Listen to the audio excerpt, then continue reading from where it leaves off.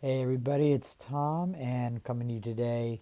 I'm going to do a series of videos from works by the great Brazilian educator, Paulo Freire. He's probably most well known for, as many of you guys are already cognizant, Pedagogy of the Oppressed.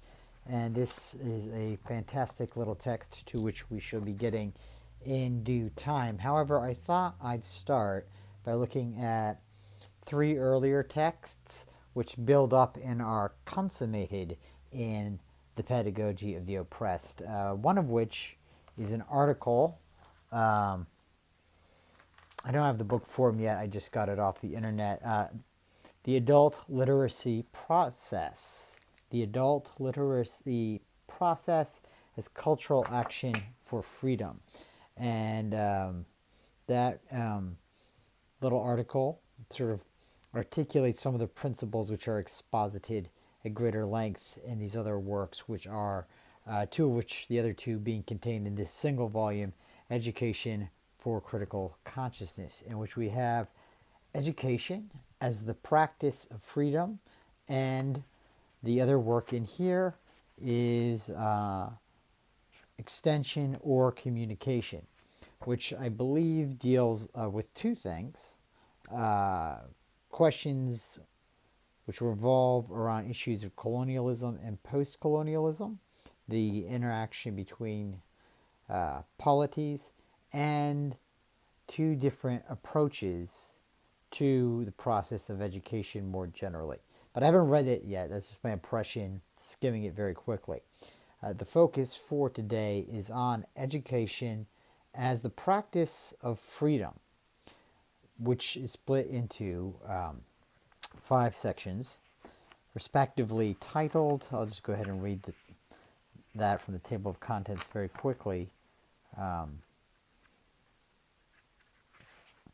Society in Transition, Closed Society and Democratic Inexperience, Education versus Massification, Education como Conscientização, and then there's a postscript in the appendix.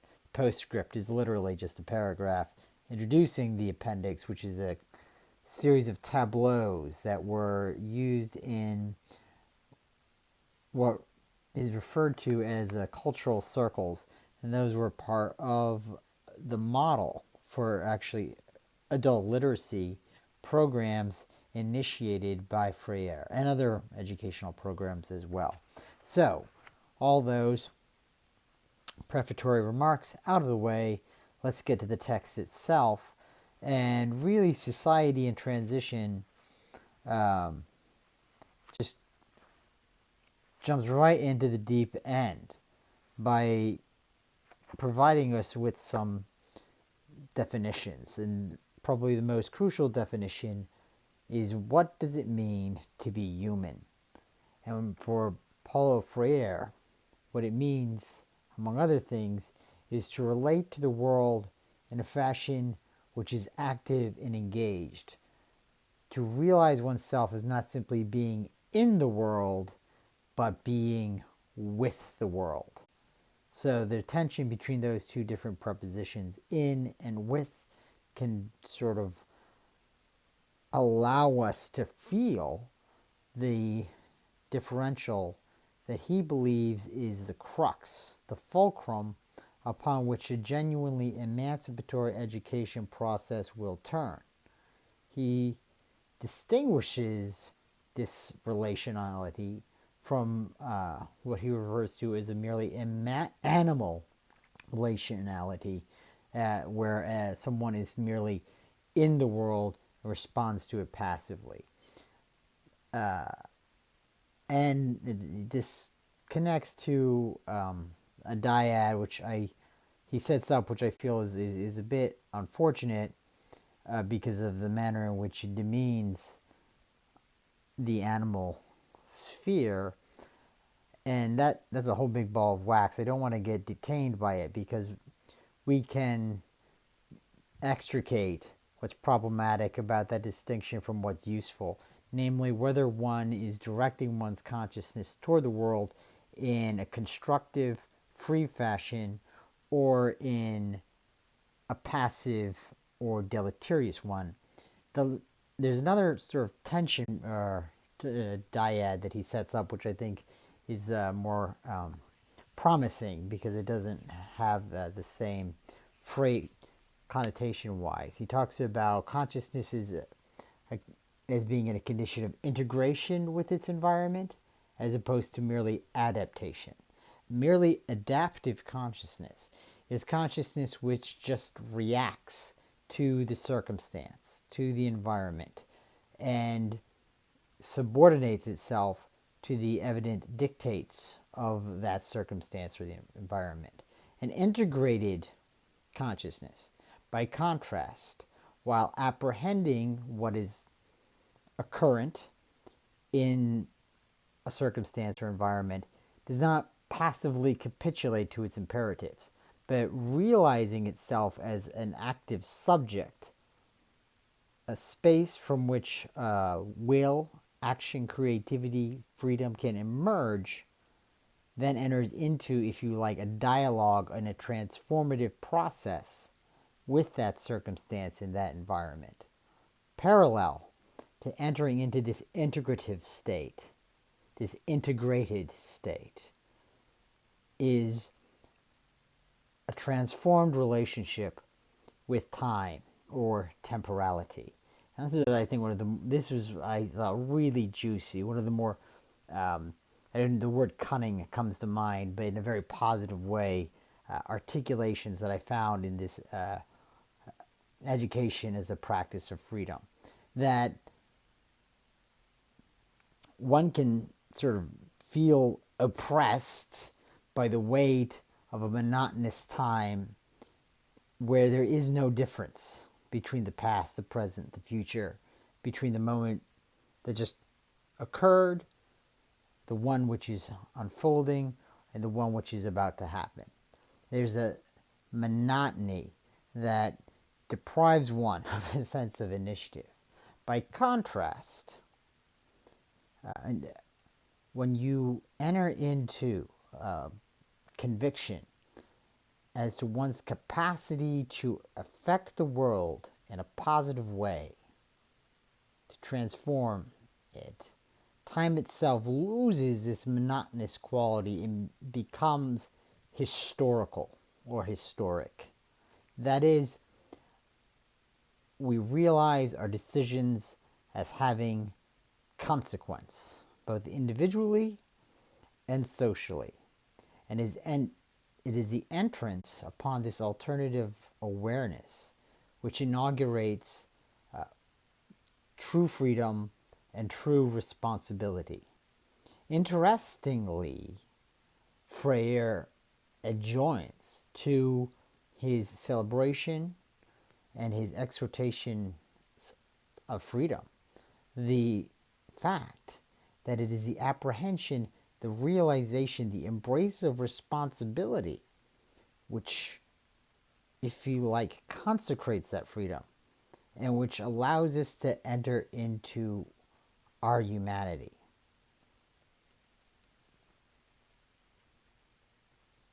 In political terms, the realization of this framework is found in fundamental or radical democracy.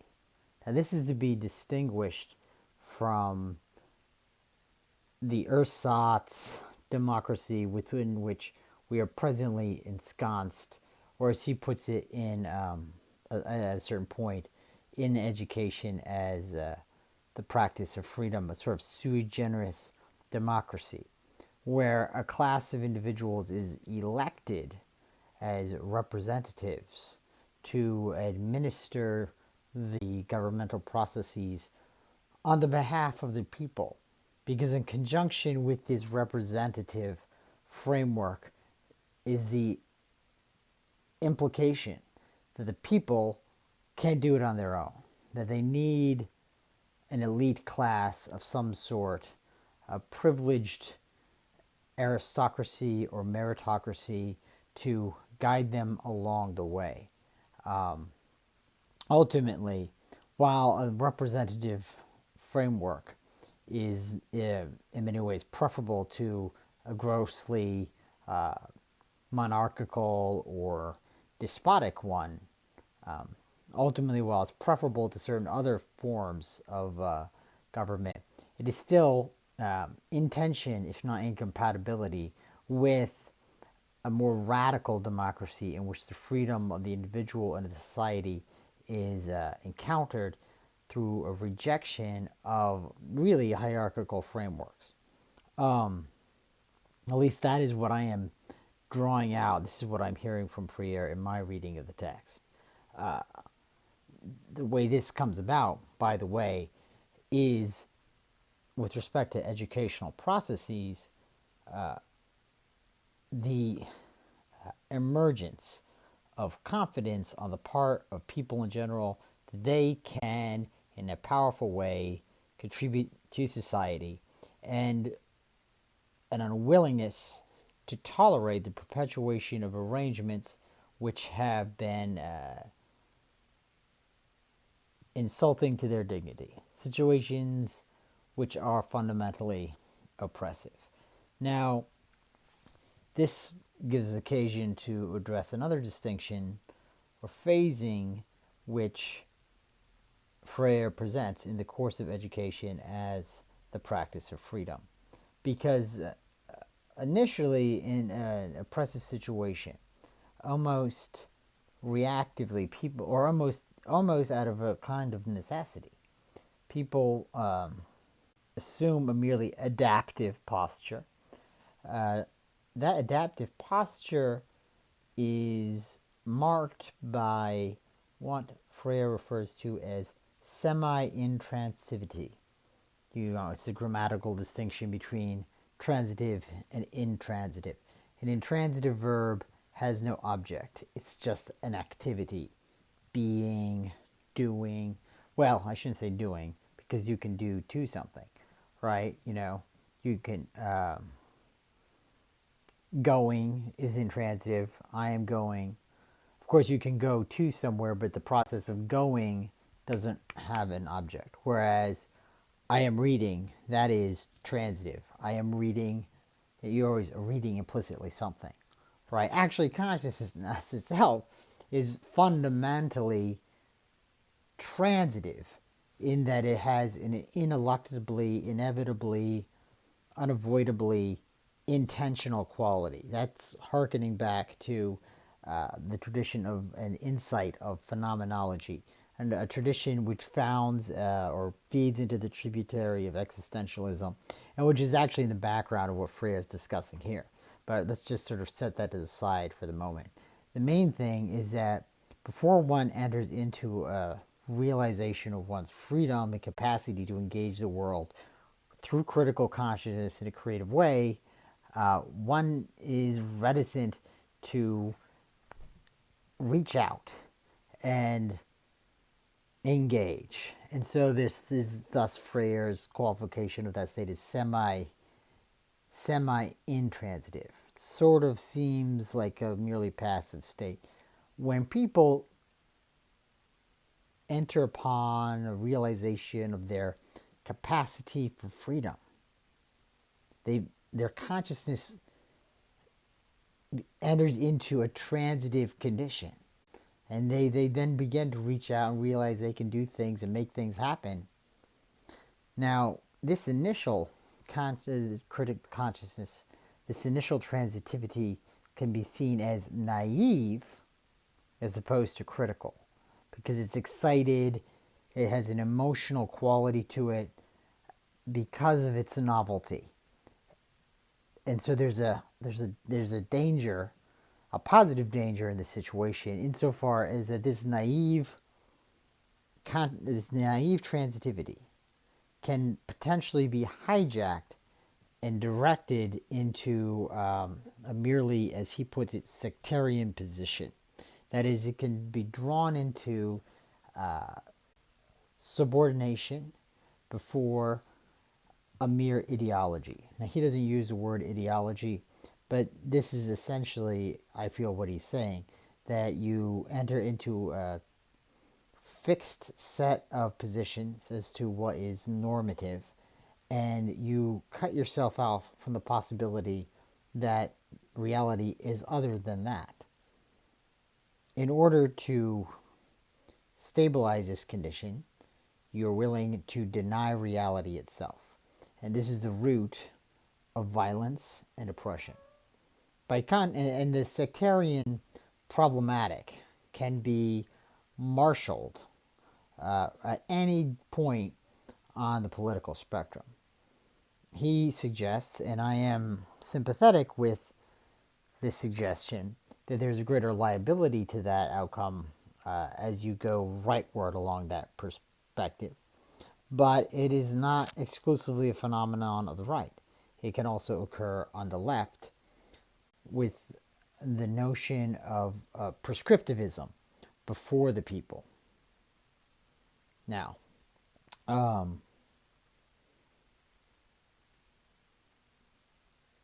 what happens is with discipline, you can move beyond the emotionality which constitutes the first phases of an awakening to one's sort of capacity as a conscious, active subject in the world, and into a state of critical consciousness which realizes that certitude is no longer a luxury that one can afford.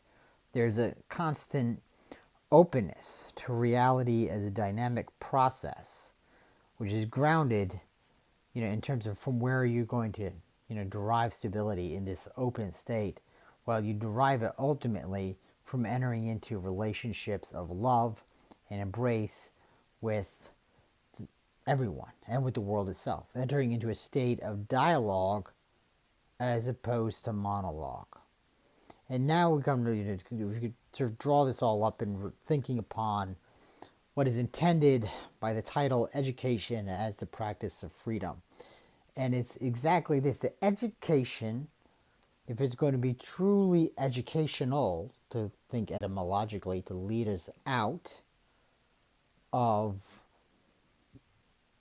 the shadows, if you like, the cave of ignorance and